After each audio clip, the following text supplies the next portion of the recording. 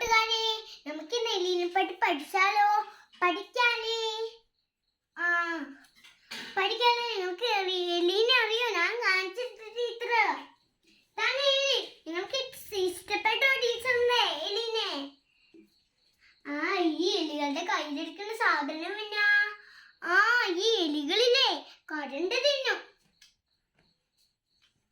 ഇവരുടെ പല്ല് കരണ്ട് തിന്നാൻ മാത്രല്ല ഉപയോഗിക്കണേ, കട്ടിയുള്ള സാധനങ്ങൾ തിന്നാനും ഉപയോഗിക്കും. ഈ എലികൾക്കില്ലേ വലിയ ചെവിയുണ്ട്. അതെന്നത്തിനാ? അവർക്ക് അമ്മാലില്ലേ കേൾവി ശക്തിയുണ്ട്.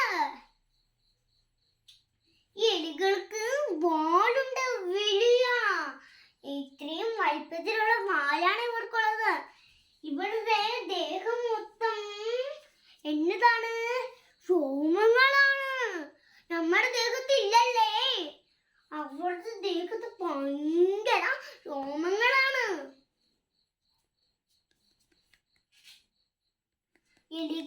എലികളുടെ പല്ലുകളില്ലേ കൊഴിഞ്ഞു കട്ടിയുള്ള സാധനങ്ങൾ തിന്നു പോകുമ്പം ഈ പല്ലുകൾ കൊഴിഞ്ഞു പോകുമ്പം വേറെ പല്ലുകൾ ഉണ്ടായി വരും.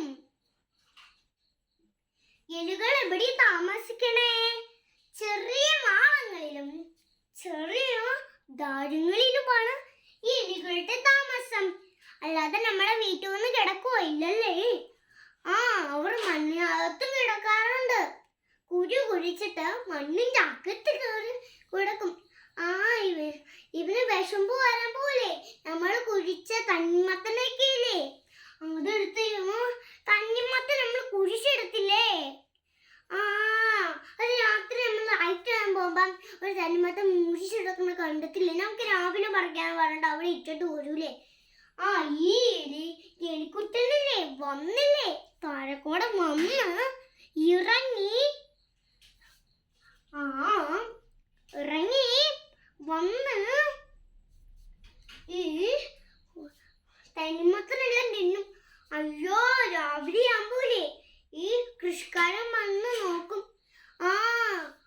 രാത്രി കണ്ടിട്ടാണല്ലോ ലൈറ്റ് ഇടാൻ പോകുമ്പം തനിമത്തൻ അവിടെ മുറിച്ചെടുക്കണേ. അപ്പം എലിക്കാർക്ക് ഓർത്തു, എലിയാണ് ഈ വന്ന് തിന്നണേന്ന് ഓർത്തു. ഈ എലീനെ തിന്നാൻ ഒരു വിഷം വെച്ച് പോറ്. അപ്പൊ എലി ഇതേ പോണു.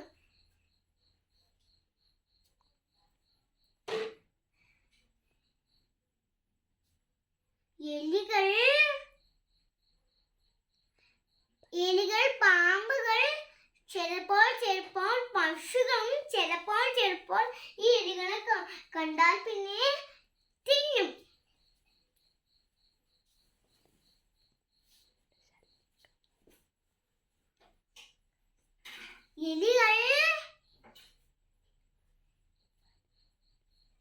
എലികൾ മനുഷ്യർക്ക് ദോഷങ്ങളാണ്, ശല്യങ്ങളാണ്. നമുക്ക് ഇവിടെ എലികളുണ്ടല്ലേ, അവരെ കൊണ്ട് മടുത്തല്ലേ നമ്മൾ കപ്പ് വെച്ചിട്ട് പോയി അതും തിന്നും. എല്ലാം തിന്നും നടക്കണം. ഈ എലികളെ നമുക്ക് കൊല്ല ഒരു വിഷം വെക്കണം.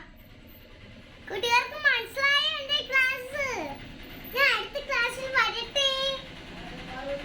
ഒരു പക്ഷിനെ പറ്റി പഠിപ്പിച്ചിട്ട് ഞാൻ വരാട്ടോ കൂട്ടുകാരെ.